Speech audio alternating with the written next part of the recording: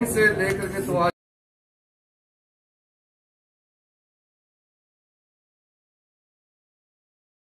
खादी ग्रामोद्योग आयोग में मैं सदस्य के रूप में नागपुर आते थे और यहाँ से वर्धा गाड़ी से जाते थे और उसके बाद मेरा कई दौरा हुआ। जब मैं गृह राज्य मंत्री था तब भी आया। दूसरे कार्यकाल में मैं जब खेल मंत्री थे तब भी नागपुर में स्पोर्ट्स और युवाओं का कार्यक्रम के चलते मैं यहाँ आया। और जब मैं कानून मंत्री थे, लॉ एंड जस्टिस मंत्री थे, तब भी मैं यहाँ आया। और मेरे कई विभाग जब मैं देखते थे, आयुष मंत्रालय, फूड प्रोसेसिंग, अलग अलग मंत्रालय के कार्यक्रम के लिए मैं नागपुर आए।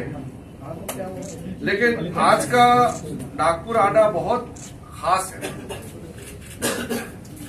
नागपुर में आज का विजिट मैं इसलिए खास मानता हूं कि मैं आज विशेषकर दीक्षा भूमि में बाबा साहेब डॉक्टर भीमराव अंबेडकर जी का स्मारक में मैं प्रणाम किया उनका, और उनके स्मारक में जो बनाया गया है वहां जाकर के बुद्ध भगवान के मूर्ति में मैंने अपना प्रार्थना की है।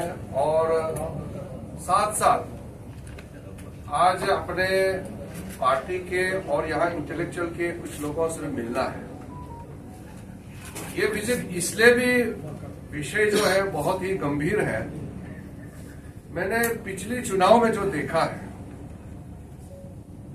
कि बाबा साहेब भीमराव अंबेडकर जी का दीक्षा भूमि में बाबा साहेब का बहुत बड़ा अपमान किया गया है।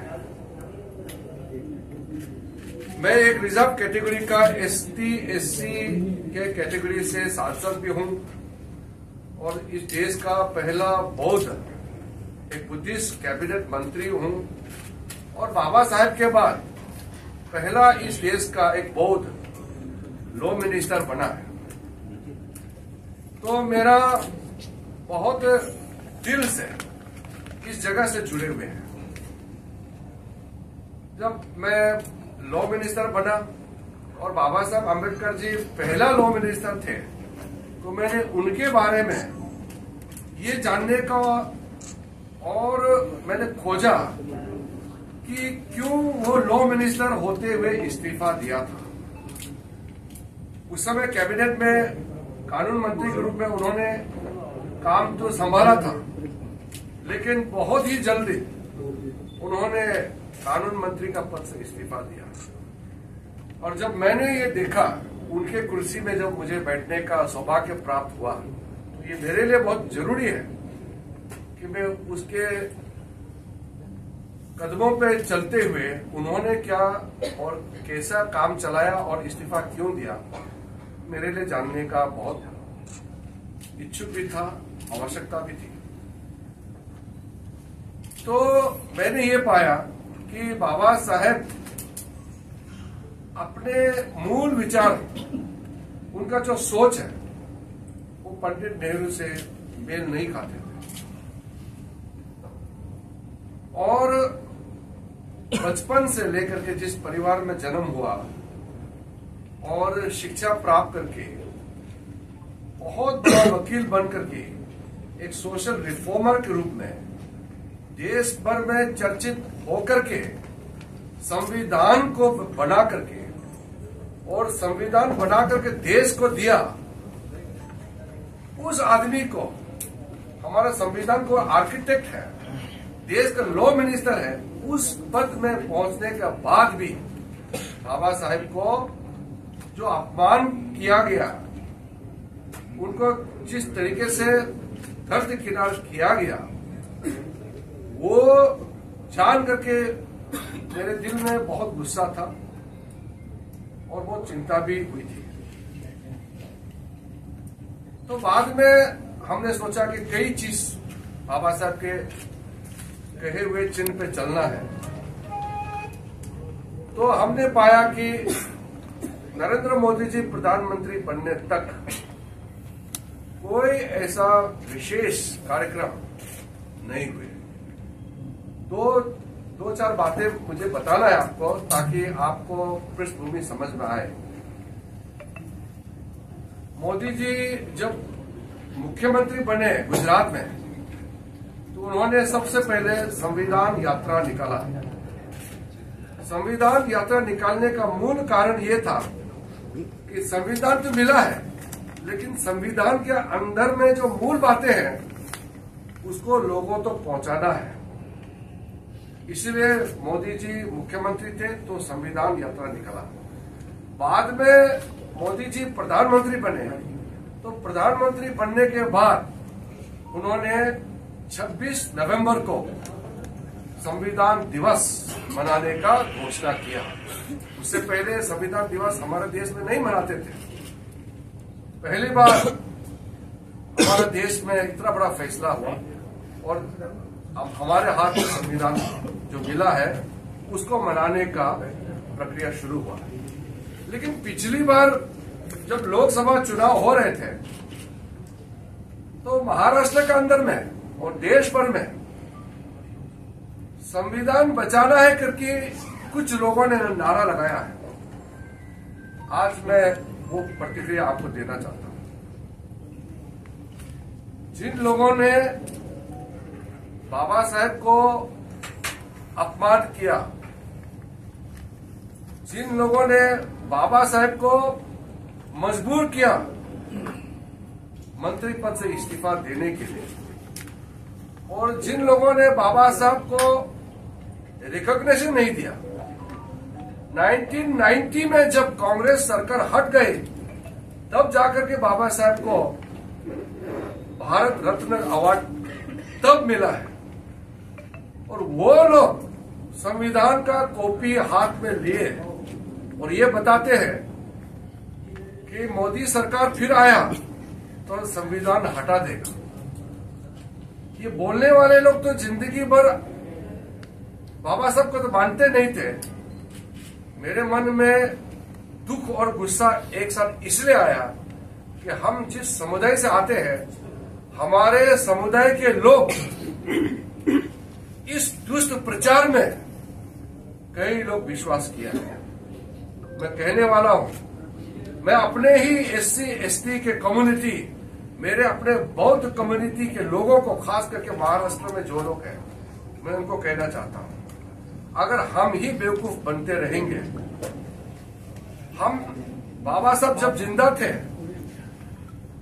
और आज बाबा साहब हमारे बीच में नहीं है, और आज भी अगर हम नहीं समझेंगे और हम आज भी बेवकूफ बने रहेंगे, तो फिर बाबा साहब की आत्मा को कितना दुख पहुंचेगा।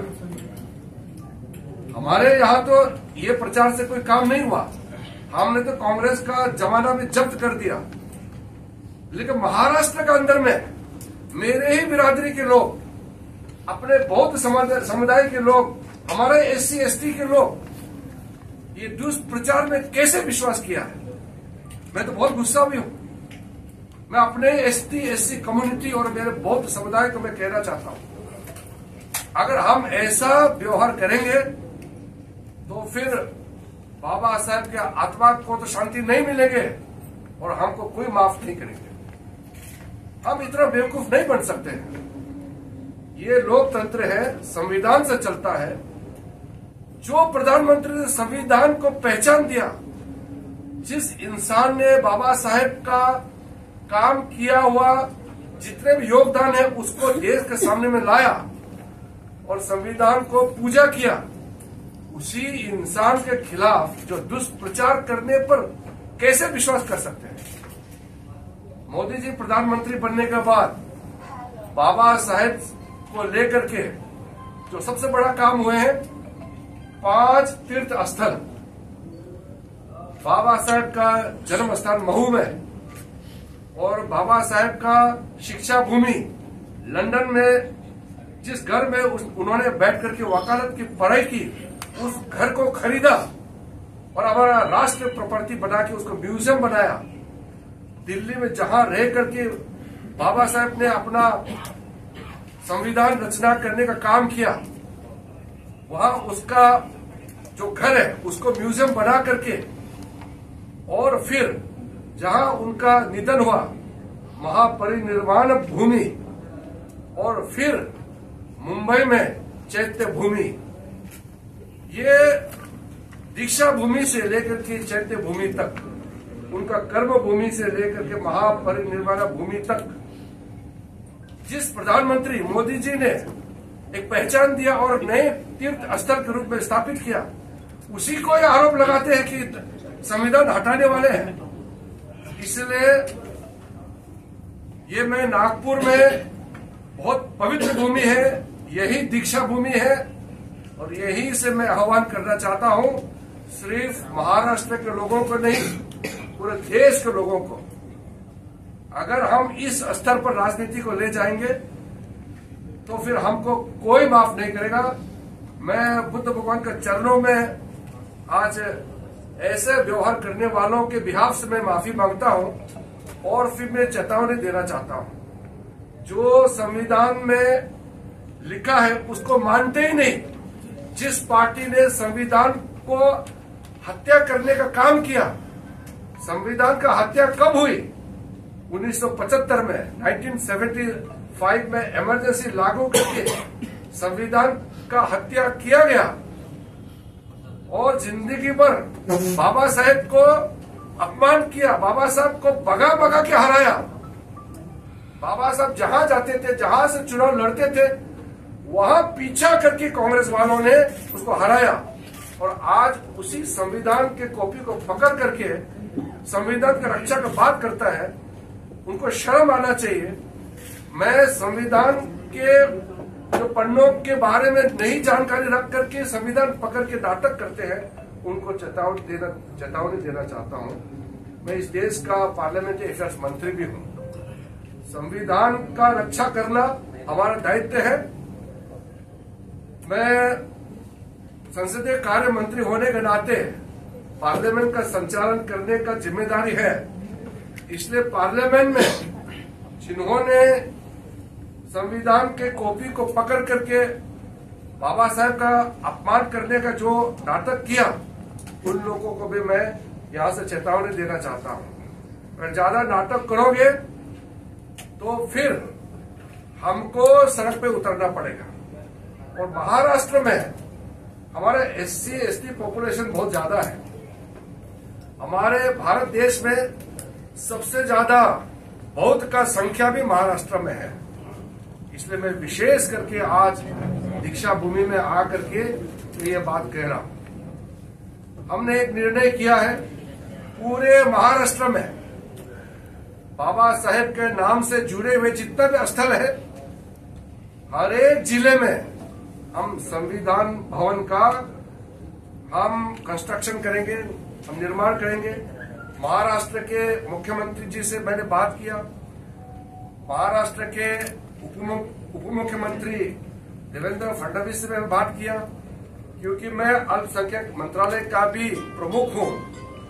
माइनॉरिटी अफेयर्स मंत्री होने के नाते हमारे देश में 6 अल्पसंख्यक समुदाय हैं।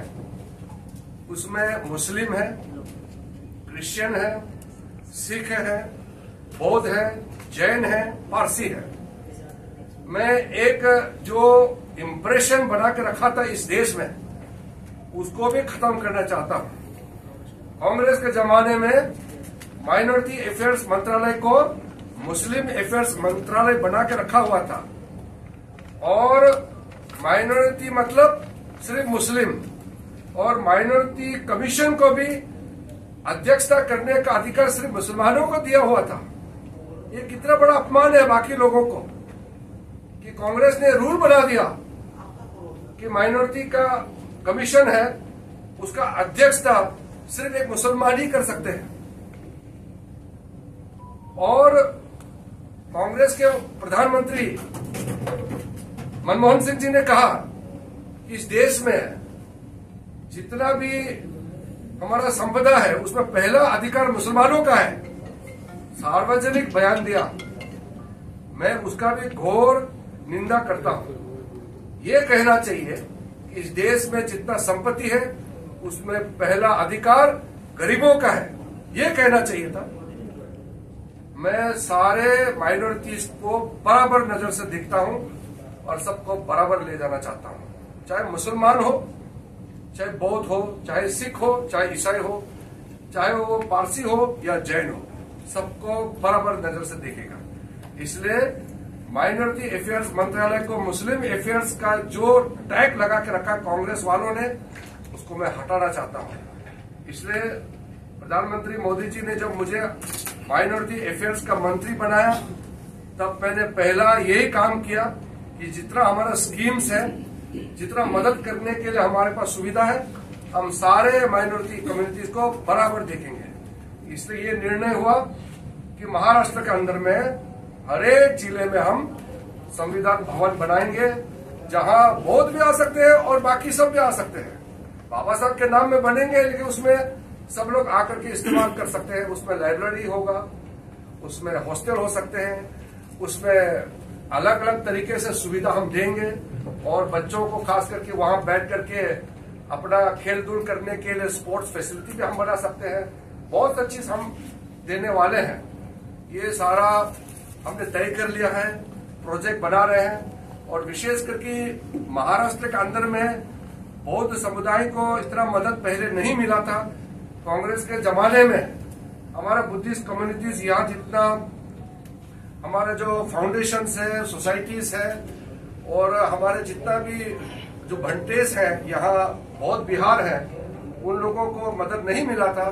उसके लिए मैंने विशेष करके महाराष्ट्र सरकार को भी कहा है, हमने चर्चा किया है कि जितना भी बुद्धिस्ट सेंटर्स है, सबका प्रपोजल जितना जल्दी हो सके बना करके दिल्ली भेजना है। और मैं सारे चीजों का खुद अध्ययन करके प्रधानमंत्री मोदी जी का आशीर्वाद से हम उसका सारा सैंक्शन करेंगे, मदद करेंगे। और कुछ चीजों में स्टेट गवर्नमेंट का भी सहायता रहेगा। तो राज्य सरकार और केंद्र सरकार मिलकर के मुख्यमंत्री एकनाथ शिंदे जी से बात हुई है, देवेंद्र फडणवीस जी से मेरा बात हुई है और मैं खुद बैठ करके ये सारा चीजों का हम आकलन करेंगे और हम काम करेंगे। चुनाव आने वाले हैं, इसलिए हम लोग चर्चा तो चुनाव का तो होते रहेंगे, लेकिन मैं आज चुनाव के दृष्टि से नहीं आया हूं। आज मैं विशेष करके दीक्षा भूमि से बाबा साहब अम्बेडकर जी का संदेश को आगे ले जाने के लिए आया हूं। जब भी आप लोगों को मौका मिले, लंदन जाएंगे तो मोदी जी का आशीर्वाद से बाबा साहब का नाम से जो म्यूजियम बनाया है, उसका हम लोग शिक्षा भूमि के नाम से मानते हैं। आप लोग दर्शन कीजिए। दिल्ली में आएंगे, बाबा साहब के नाम से अम्बेडकर इंटरनेशनल सेंटर जो बनाया है मोदी जी ने, उसका दर्शन कीजिए। उनका महापरिनिर्वाण जहां हुए हैं, वहां हमने काफी काम कर रहे हैं, उसका आप लोग जाकर के देखना चाहिए। इतना सारा चीज जो कर रहे हैं वो देश के सामने में है। इसीलिए मैं कह रहा हूं कि जब सामने में है, फिर भी जो महाराष्ट्र में जो गलत बातें फैलाए गए हैं, उसको क्लियर करना बहुत जरूरी है। मैं जिन्होंने दुष्ट प्रचार किया है, उनका प्रति तो मेरा क्रोध है, लेकिन दुख इस बात का है कि हमारे समुदाय के लोग, हम उनके बहकावे में आकर के हम बेवकूफ बन गए हैं। हम कितने साल बेवकूफ रहेंगे? हजारों साल हमको बेवकूफ बनाया है और आज भी हम बेवकूफ बनते रहेंगे तो हमको फिर कौन संभालेंगे? अब हम अपने पैरों पे खड़ा होना है। इसलिए आज नागपुर में आकर के मुझे दीक्षा भूमि में आकर के मुझे बहुत अच्छा लगा। फिर से बाबा साहब का दर्शन करने का मौका मिला, लेकिन साथ साथ में अपने लोगों को भी मैं मिलूंगा और जो प्रतिनिधि दल है सबसे मिलूंगा। और फिर मैं 7 तारीख को पुणे भी जा रहा हूं और पुणे में भी मेरा कार्यक्रम रहेगा। और फिर अलग अलग स्थानों पे कुछ हमने राशि दिए हैं, उसका भी फाउंडेशन भी हम लगाएंगे और विशेष करके यहाँ पार्टी कार्यकर्ताओं से भी मिलेंगे। और जब चुनाव घोषणा होगा महाराष्ट्र का, तो हम प्रचार के लिए भी आएंगे। और हम चाहते हैं कि हम इतना काम कर रहे हैं तो हम आगे भी कंटिन्यू करेंगे। और मोदी जी ने जैसे कहा है कि तीसरे कार्यकाल में वो इतना काम करेंगे कि कि जो 10 सालों में काम हुए हैं उसका 3 गुना स्पीड से आगे काम करेंगे। और मोदी जी का मंत्रिमंडल में उनका कैबिनेट साथी होने के नाते जो हमारा प्रधानमंत्री जी कहेंगे हम उसको जमीन तक उतारेंगे। इसलिए आज नागपुर में आप जितना भी पत्रकार बंधुओं से मिलना हुआ तो मुझे अच्छा लगा। और जैसे मैंने कहा कि नागपुर से पुराना संबंध है, तो यहाँ के लोगों से भी उसी प्रकार से मेरा लगाव रहता है।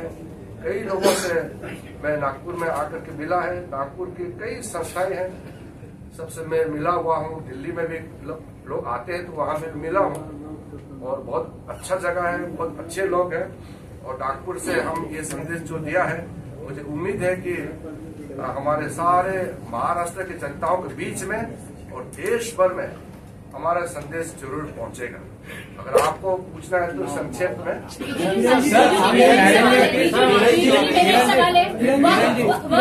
संशोधन बिल जो है उसमें आपको कहा गया कि आप मुसलमान नहीं है तो आप इस बिल के बारे में मत बोलिए। ये कांग्रेस ने आप पर कहा है जो वक्फ का संशोधन जो बिल है इसके बारे में बताइए। ये जब वक्फ अमेंडमेंट बिल पेश किया मेरे द्वारा पार्लियामेंट में, तो कांग्रेस के कुछ लोगों ने कहा कि आप तो मुसलमान नहीं हैं, इसलिए वक्फ के बारे में आप कैसे बोल सकते हैं। तो मैंने कहा मैं मुसलमान नहीं हूं इसलिए मैं ज्यादा बोलूंगा, क्योंकि आप लोगों ने मुसलमानों के नाम से जो देश को जिस तरीके से बर्बाद किया है और मुसलमानों का सबसे ज्यादा नुकसान कांग्रेस वालों ने पहुंचाया है। मुसलमानों को एक वोट बैंक का नजर से देखते थे कांग्रेस वाले, तभी तो देश का भी नुकसान हुआ है और मुसलमानों का भी नुकसान हुआ है। अगर 60 साल में मुसलमानों का इतना दयनीय जो स्थिति है तो किसने किया है? 60 साल इस देश का शासन किसने किया है? कांग्रेस वालों ने किया है। इसलिए वक्फ अमेंडमेंट बिल जो लाया है ये देश के लिए, देश में जो भी जमीन है वो देश का जमीन होता है। हम लोग तो टेम्पररी है, जमीन किसी का हो सकता है, हम उसको प्रॉपर्टी बनाते हैं, काम करते हैं, मगर देश जमीन का है। और इस देश का सरकार इस देश का जमीन को अगर मिसयूज होगा तो उसका ठीक करना हमारी जिम्मेदारी है। इसलिए मैं मुसलमान नहीं हूं, लेकिन माइनॉरिटी अफेयर्स मंत्री होने के नाते लाखों करोड़ों गरीब मुसलमानों को जो न्याय नहीं मिला, जो वक्फ प्रॉपर्टी को मिसयूज करके चंद लोगों ने अपने लिए करोड़पति अरबपति बना करके बाकी मुसलमानों को गरीब बना दिया, वो गरीब महिलाओं के लिए, बच्चों के लिए और मुसलमानों में जो पिछड़े हैं और छोटे छोटे वर्ग हैं उन लोगों को इंसाफ दिलाने के लिए मैं और भी जोर से बोलूंगा। अभी विंटर सेशन आने वाले हैं चुनाव के बाद, उसमें जो जेपीसी से रिकमेंडेशन करके आएंगे तो वक्फ अमेंडमेंट बिल जो फिर दोबारा आएंगे उसमें और भी मैं ज्यादा प्रखर रूप से, ज्यादा ताकतवर रूप से मैं बोलने वाला हूं। और इस देश का जमीन को चंद लोगों ने कब्जा करके रखा है, वो बिल्कुल होने नहीं देंगे। ये हमारा सरकार का पूरा सोच है, प्रतिबद्धता है कि हम न्याय दिला के रहेंगे। राहुल गांधी ने कल हरियाणा में कहा है कि बीजेपी और आरएसएस संविधान को बर्बाद कर रहे हैं, तो आपने संविधान की दुहाई दी। जहां जहां बीजेपी नफरत का बाजार खोल रहा है, मैं वहां पे मोहब्बत की दुकान खोल रहा हूं। और दूसरा उन्होंने कहा कि कर्नाटक में मिशन लोटस चलाया जा रहा है, विधायक बोल रहा है 1200 करोड़ रुपए लेके हम तैयार हैं। तो क्या बीजेपी और आरएसएस संविधान बर्बाद कर रहा है? मैं इतना देर से आपको पाठ पढ़ाया, आप भी कांग्रेस का सवाल को लेकर के फिर मुझे पूछ रहे हैं। जो आप राहुल गांधी के बारे में कह रहे हैं कि राहुल गांधी जैसा इंसान इस देश में लीडर ऑफ ऑपोजिशन बनना, यह हमारा देश के ऊपर में एक श्राप है। जो आदमी ना संविधान को पढ़ा है, न संविधान का स्पिरिट को समझते हैं, जिसके पूरे परिवार ने बाबा साहब अम्बेडकर को अपमान किया, उसके मुंह से संविधान का शब्द निकलना भी अपमान है। मैं ये मानता हूं कि ऐसा इंसान को संविधान के किताब के ऊपर हाथ लगाना भी उचित नहीं है। ये तो हमारा बदकिस्मती से ऐसा आदमी लीडर ऑफ अपोजिशन बना है और मुझे डील करना पड़ता है। महाराष्ट्र में आते हैं, मैं तो अपने वर्ग को मैं कहने वाला हूं, लेकिन आपने पूछा, मैं आपके माध्यम से भी एडवांस में बोल देता हूं। मेरे अपने SC ST कम्युनिटी के लोग, हमारे बौद्ध समुदाय के लोग राहुल गांधी को रिसीव करने जाते हैं, उसका जयकार लगाते हैं, तो आपको धिक्कार है, शर्म आना चाहिए। बिल्कुल ऐसा नहीं होना चाहिए। मैं फिर से कहता हूं, मैं उस जमाने में अशोक सम्राट के बाद, राजा कनिष्क के बाद देश को संचालन करने वाला कौन है? उस जमाने में राजा महाराजा देश को चलाते हैं। आज के दिन में प्रजा अपने चुने हुए प्रतिनिधि के माध्यम से देश चलाते हैं। मैं पहला कैबिनेट मिनिस्टर हूं इस देश में बुद्धिस्ट, तो इतना साल इंतजार करना पड़ा, मोदी जी को प्रधानमंत्री बनना पड़ा, तब जाकर के आज एक बौद्ध समुदाय से एक कैबिनेट मिनिस्टर बना। और बाबा साहब जब इस्तीफा दिया तब तक वो दीक्षा नहीं लिया था। बाबा साहब जब लॉ मिनिस्टर इस्तीफा दिया, उसके बाद भी कांग्रेस का अपमान बंद नहीं हुआ। उसका प्रार्थना, उसका क्या आगे देखिए, आप खुद देखिए उसका कितना सभाएं हैं। तब जाकर के उन्होंने दीक्षा लिया, बौद्ध का धर्म को अपनाया। उसके बाद इतने साल हो गए तो कांग्रेस को कोई बौद्ध नजर नहीं आया जो कैबिनेट मंत्री बनने लायक का। इसलिए आज इस समुदाय से एक इस देश का कैबिनेट मंत्री है, और मेरे समुदाय के लोग राहुल गांधी जैसे इंसान को फूल माला चढ़ा करके उनको सर में बिठा के चलेंगे, तो क्या मुझे गुस्सा नहीं आएगा क्या? मुझे तो आक्रोश है दिल में। मैं इसलिए कह रहा हूं, मैं आगे भी कहने वाला हूं ये बात को, और ये कोई हल्का से लेने वाला बात नहीं है। ये हमारे लिए हमारा अस्तित्व का बात है, हमारा पहचान, हमारा जो हमारा बैकग्राउंड, हमारा पूरा आत्मा को छूने वाला बात है। इसको हमारा कोई बुद्धिस्ट आदमी, हमारे यहाँ से कोई SC ST आदमी राहुल गांधी का नारा लगाने से मेरे दिल को बहुत चोट पहुंचता है। कांग्रेस के नेता जयराम रमेश ने ट्वीट किया है, कल आपके कैबिनेट ने मराठी को क्लासिकल लैंग्वेज का दर्जा भी दिया। एक रोमालॉजी उन्होंने ट्वीट के जरिए समझाई है, जिसमें प्रधानमंत्री नरेंद्र मोदी को उन्होंने नॉन बायोलॉजिकल PM बोलते हुए उन्होंने कहा है कि महाराष्ट्र में विधानसभा चुनाव होने वाले, इसलिए इस तरीके के फैसले जो है वो लिए जा रहे हैं। इससे पहले हम लोग ने मोदी जी का 10 साल का कार्यकाल में जो काम हुए हैं, विकसित भारत बनाने के लिए जितने काम हुए हैं, इसको डाइवर्ट करने के लिए ये लोग इस तरह का बातें करते हैं। मैं उसमें ज्यादा उलझना नहीं चाहता हूं, लेकिन जो कल कैबिनेट, काफी देर तक कैबिनेट चली, और कल के कैबिनेट मीटिंग में जो प्रस्तावना आए हैं उसमें, क्योंकि मैं नागपुर में हूं इसलिए बता रहा हूं, मराठी भाषा को क्लासिकल लैंग्वेज का दर्जा देना, ये सिर्फ मराठी के लिए नहीं, सिर्फ महाराष्ट्र के लिए नहीं, पूरे देश के लिए एक गर्व की बात है। पहले प्रपोजल तो काफी सालों से था, लेकिन उसका ठीक से कांग्रेस वालों ने अध्ययन नहीं किया। हम लोगों को कार्यकाल में प्रस्तावना आया तो फिर प्रधानमंत्री जी ने साथ में बंगाली, असमीज, पाली, प्राकृतिक, ये सबको मिला करके जो फैसला हुए हैं, ये अगर चुनाव होता तो क्या हम 5 महीने पहले, 6 महीने पहले नहीं लाते क्या? जब लोकसभा चुनाव हुए हैं पूरा तैयारी करके लाए हैं। ऐसा कैबिनेट में कोई निर्णय नहीं लेते हैं। लेकिन मैं महाराष्ट्र के सारे जनता को अभिनंदन करता हूं, बधाई देता हूं, और मराठी बोलने वाला और हम सबको, मैं अपने आप को भी बधाई देता हूं कि मराठी भाषा बाकी 4 भाषाओं के साथ में कैबिनेट ने क्लासिकल लैंग्वेज का दर्जा दिया। सर, संविधान से जुड़ा एक सवाल है सर, क्लासिकल लैंग्वेज में, सर क्लासिकल लैंग्वेज में संविधान की हत्या हुई है, आपने कहा है, जिसकी भी हत्या होती है वो समाप्त होता है, उसके बाद में वो जीवित नहीं रहता। जब संविधान की हत्या हुई है तब से लेकर आज तक कैसे चला देश? तो हम लोग संविधान की तो हत्या हुई है। हत्या होने के बाद हम लोग ने जीवित किया उसका, तो आप लोग तो 10 साल हो गए ना अभी। अरे आप लोग अभी सर हत्या होने के बाद सर भाषा को लिया गया है सर हिंदी भाषा बोली सवाल तो है ना। आने वाले पार्लियामेंट सेक्शन में वन नेशन वन इलेक्शन का जो बिल है वो पेश करने वाली है सरकार।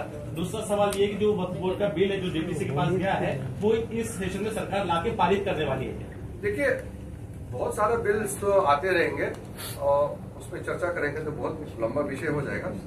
लेकिन जो वक्फ अमेंडमेंट बिल को हमने ज्वाइंट पार्लियामेंट्री कमेटी में भेजा है, वो कमेटी दौरा कर रहे हैं और मुंबई का भी दौरा करके उन्होंने खत्म कर लिया है। हमने जब जेपीसी बनाया तो उसमें एक प्रावधान टर्म्स ऑफ रेफरेंस दिया था कि अगले सत्र यानी कि शीतकालीन विंटर सेशन पार्लियामेंट का पहला सप्ताह का आखिरी दिन से पहले तक रिपोर्ट पार्लियामेंट में पेश होना है। तो जैसे पेश होगा उसमें कितना रिकमेंडेशंस आएंगे, कितना हमको उस पर अध्ययन करना है, कितना उसको बदलाव लाना है, एक्सेप्ट करना, कितना को मान्यता देना, ये प्रक्रिया पर निर्भर करता है। लेकिन हम तो प्रतिबद्ध है कि हम इस बिल को पारित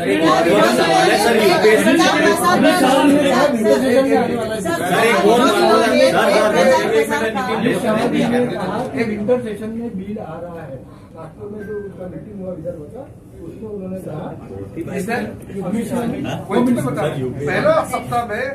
पहला सप्ताह का आखिरी दिन से पहले आएंगे। वही तो एक पार्लियामेंट्री ऑफिस मिनिस्टर हो, विपक्ष का हमेशा आरोप रहता है कि सरकार उनको बोलने का समय नहीं देती है। एक क्वालिटी ऑफ डिबेट भी कहीं ना कहीं डिटेरिएट होते जा रहा है, इसके बारे में आपका क्या? ये तो आपने बहुत अच्छा सवाल पूछा, लेकिन आप गलत आदमी से पूछ रहे हैं। ये बात आप कांग्रेस वालों को पूछना चाहिए। पार्लियामेंट में डिबेट करना ही नहीं चाहते हैं। पार्लियामेंट शुरू होते ही वो कुएं में कूद जाते हैं और हंगामा करते रहते हैं, क्योंकि राहुल गांधी को तो भाषण देने आते नहीं है। वो जो पत्र उसको लिख के चिट भेजता है उसको पढ़ के उसको गुनगुनाते रहते हैं। वो एनजीओ उसको चिट भेजते रहते हैं। हम लोग जब नए नए सांसद बन के आए थे, अटल बिहारी वाजपेयी जैसे, आडवाणी जैसे, उसमें कांग्रेस के भी काफी लोग थे सीनियर, चंद्रशेखर जी जैसे लोग, सुषमा स्वराज जैसे अच्छे अच्छे वक्ताओं का हमने सुना है। हम भी उनसे बहुत सीखा है। तो जब हम नए नए सांसद बनकर के इतने महान नेताओं से हमने बहुत सीखा है। आज के जो नए एमपी हैं उनके लिए मैं तरसता हूं कि अच्छा डिबेट करने के लिए मौका इतना कम मिलता है आजकल। और जो सबसे ज्यादा बोलता है, आप देखिए ये जो माओवादी विचारधारा के लोग हैं, राहुल गांधी जैसे लोग हैं, सुबह से शाम तक मोदी जी को गाली देते रहेंगे, आरएसएस को गाली देते रहेंगे, भारत माता को गाली देते रहेंगे, ये लोग भगवान राम को गाली देते रहेंगे। सुबह से रात तक बंद नहीं होता उसका गाली। इतना बोलता है, इतना बोलता है। और ये सबसे ज्यादा बोलता है, फिर बोलता है कि बोलने नहीं दिया जाता है। यही लोग हैं, सबसे ज्यादा बोलते हैं और फिर बोलते हैं कि बोलने नहीं दिया जाता। तो दूसरी बात जो है, पार्लियामेंट में जो माइक होते हैं ना, वो माइक जो है जिसका टर्न होता है तो स्पीकर उसका माइक ऑन करता है। ऐसे वो मार्केट नहीं है पार्लियामेंट में जो भी खड़ा करके मर्जी से बोलेंगे। वह नियम होता है, पार्लियामेंट नियम से चलता है। तो जिसको बोलने का उसको परमिशन दिया उसका माइक ऑन होता है। राहुल गांधी खड़े हो जाते हैं, बार बार खड़े हो जाते हैं बिना मतलब का हंगामा करने के लिए, फिर बोलता है कि उसका माइक ऑन नहीं है। ये नाटक चलेगा नहीं।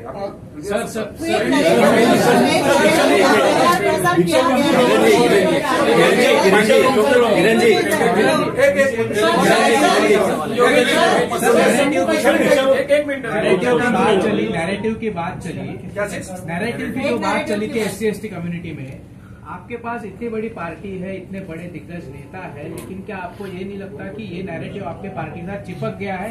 आपकी पार्टी इसको तोड़ने में अब तक कामयाब नहीं हो पाई। आप क्या चाहते हैं, नैरेटिव से सरकार चले या काम करके चले? हम तो नैरेटिव पे विश्वास नहीं करते। हम आज ये बात इसलिए कर रहे हैं कि वो नैरेटिव चलवा के हमारे भोले भाले हमारे लोगों को बेवकूफ बनाया, इसलिए मैं बोल रहा हूँ। ये पार्टी का बीजेपी का कहना ये है, लोकसभा चुनाव आने के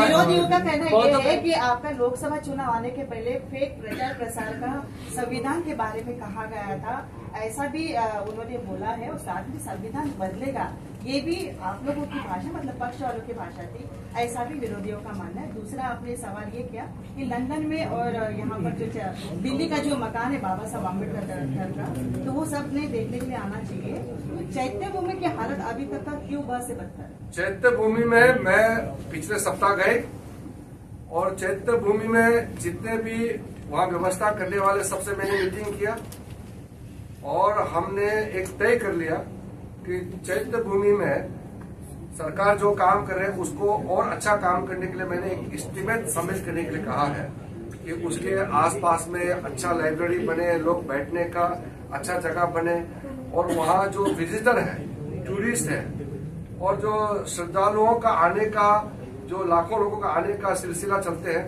उसको मैनेजमेंट करने के लिए हमने निर्णय किया कि वहाँ मेरा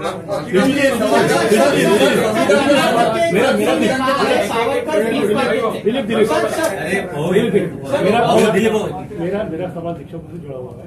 आप केंद्र में मिनिस्टर है, आप बुद्धिस्ट मिनिस्टर है, आप भिक्षुकों के बारे में बहुत सारा आपने यहाँ कहा।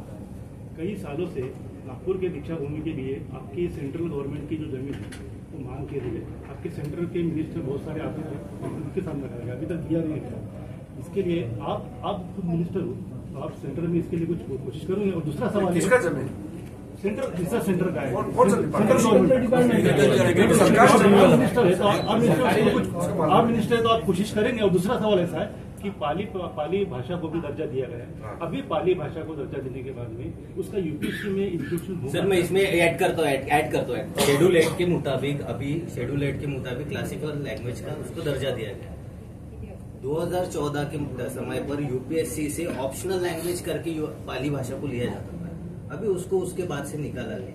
क्या अभी क्लासिकल लैंग्वेज को उसको दर्जा दिया गया है? अब देखिए क्लासिकल वो लैंग्वेज लिया जाएगा क्या आपका सवाल? क्लासिकल लैंग्वेज का जब दर्जा देता है उसका परिणाम यह होता है कि उसके लिए प्रचार प्रसार इस्तेमाल और उसका रिसर्च स्टडी सब चीज अलग स्तर पे चले जाते हैं। आप जो पूछ रहे हैं ये सब उससे से जुड़े हुए हैं, लेकिन जो भी निर्णय होता है वो निर्णय लेने के बाद बताना है। सामूहिक कैबिनेट ने कल रिकमेंडेशन दिया क्लासिकल का, अब आगे का काम क्या होगा उसका तो मैं अभी घोषणा नहीं कर सकता हूँ, लेकिन आप समझ सकते हैं जब क्लासिकल दर्जा दिया गया है तो कितना काम होगा।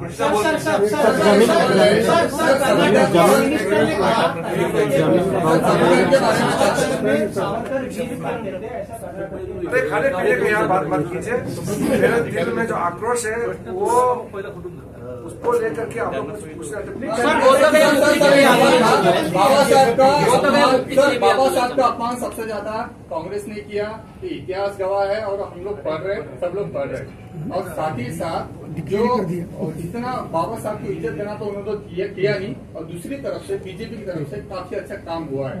लेकिन इतना होने के बावजूद हम लोग ऐसे बीजेपी की जो हमारी जो विंग है, आपकी विंग जो सबके लोगों की, वो क्या इसमें अपेश नहीं है आपका कि उसको अच्छे से उसको बताने की जरूरत है लोगों को कि हमने ये काम किया, उन्होंने ऐसा किया, तो क्या हम लोग फेल्योर नहीं है उसमें? दूसरा सवाल था कि महाराष्ट्र का भी इलेक्शन है तो दलित और माइनॉरिटी जो अल्पसंख्यक है कितना % सीट हम लोग देने में हम सोच रहे हैं, और अभी अब तक हम लोग दलित समाज का एक नेतृत्व भी खड़ा नहीं किया महाराष्ट्र के अंदर में, जो ऐसे जो फेक नेरेटिव जो आते हैं उसमें हम लोग कहीं ना कहीं फाइट कर सके।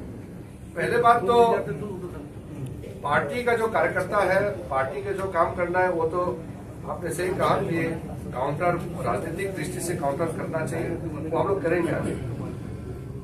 दूसरा जो लीडरशिप का सवाल है या प्रतिनिधित्व का सवाल है वो, क्योंकि मैं पार्टी का यहाँ प्रभारी नहीं हूँ, ये घोषणा मैं नहीं कर सकता। मैं एक बौद्ध हूँ और एक कैबिनेट मंत्री हूँ इस नाते, और अल्पसंख्यक मंत्रालय का मैं प्रभारी हूँ, मैं मंत्री हूँ, तो मेरा विषय बहुत डायरेक्ट जुड़ा हुआ है, इसलिए मैं कहता हूँ। लेकिन जो मूल बात जो है, आपने जैसे कहा कि सबको पता है कि कांग्रेस ने बाबा साहब को कितना अपमान किया और हराने के लिए पूरा ताकत झोंक दी। पंडित नेहरू जी ने खुद को भारत रत्न अवार्ड देकर बाबा साहब को भारत रत्न देना तो छोड़िए, उसको अपमान किया। और बाद में जाके जैसे मैंने कहा कि दूसरा सरकार बनने के बाद 90 में बाबा साहब को भारत रत्न दिया। ये सब कोई नई चीज नहीं है, महाराष्ट्र में सबको पता है। इसीलिए मेरा मन में दुख ये है कि हमारे समुदाय के लोग कैसे बेवकूफ बन गया कांग्रेस के बहकावे में, यही मेरा दुख है, इसी को मैं कह रहा हूँ। सर मेरा एक सवाल है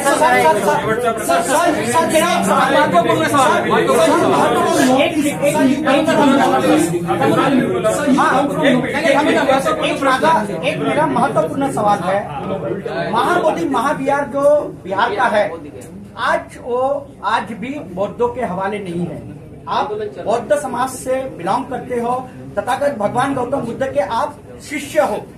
क्या लगता है आपको, मस्जिद जो होती है मुसलमानों के पास में होती है, हिंदू के पास में उनका मंदिर होता है, लेकिन महाबोधि महावीर आज भी बौद्धों के हवाले नहीं है, इसके लिए आपका क्या प्रयास है? ये मैंने माइनॉरिटी कमीशन के चेयरमैन इकबाल सिंह लालपुरा जी है, उनको कहा है आप एक पत्र लिखिए अभी बिहार सरकार को, क्योंकि ये एक्ट बनाया बिहार सरकार का, ये केंद्र सरकार का एक्ट नहीं है।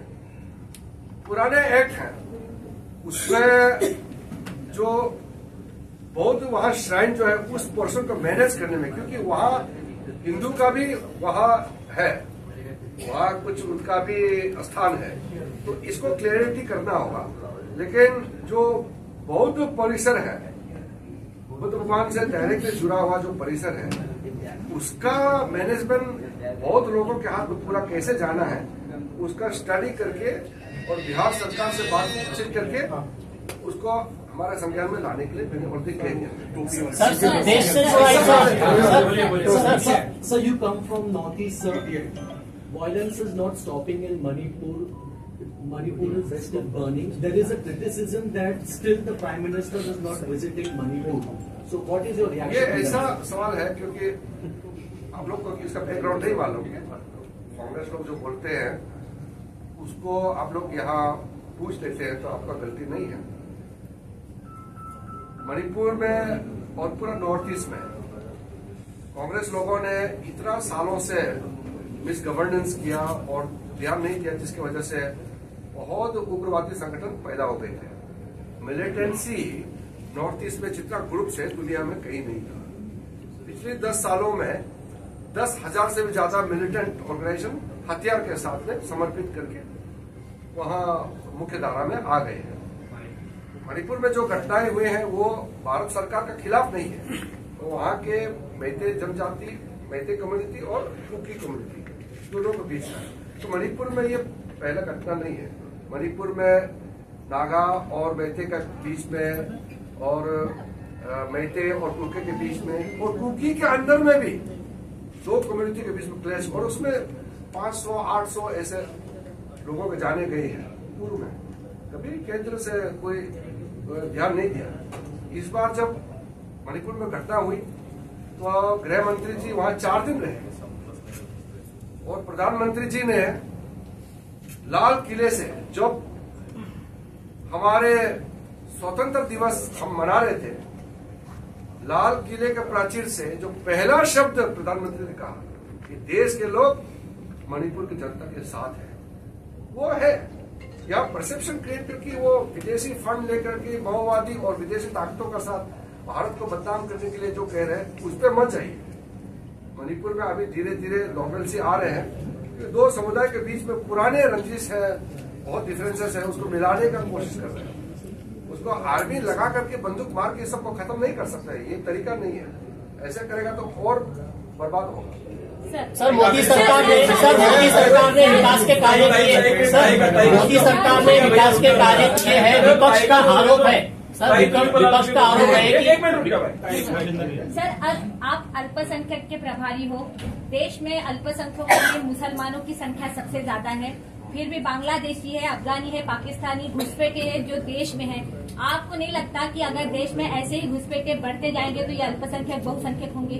इसको आप कैसे देखते हैं? इसी को तो हम लोग कह रहे हैं ना, आप हमारा भावना का समझिए।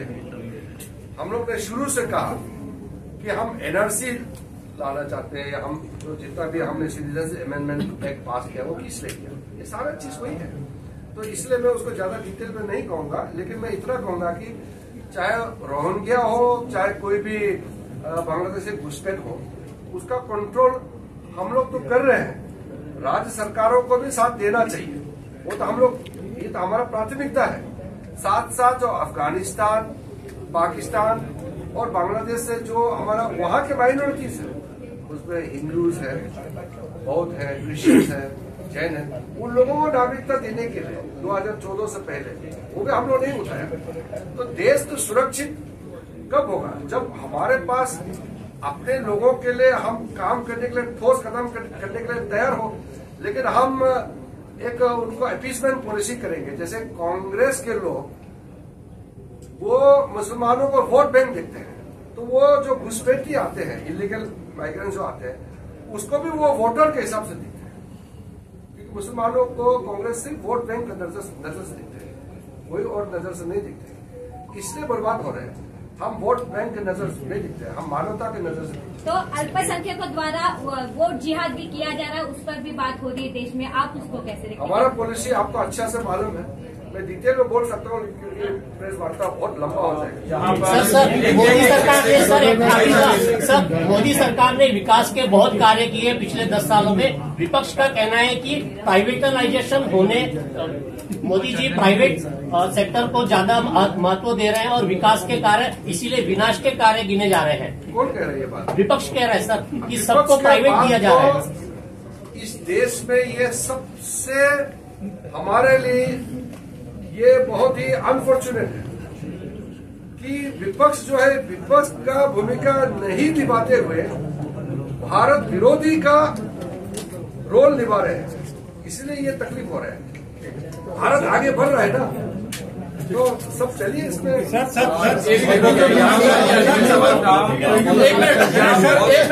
मिनट नागपुर शहर भाजपा के अध्यक्ष भी आए हैं, हम बंटी कुकड़े जी, उनका स्वागत करते हैं और आप सब लोग जलपान लेके जाइए, ऐसी रिक्वेस्ट करते हैं।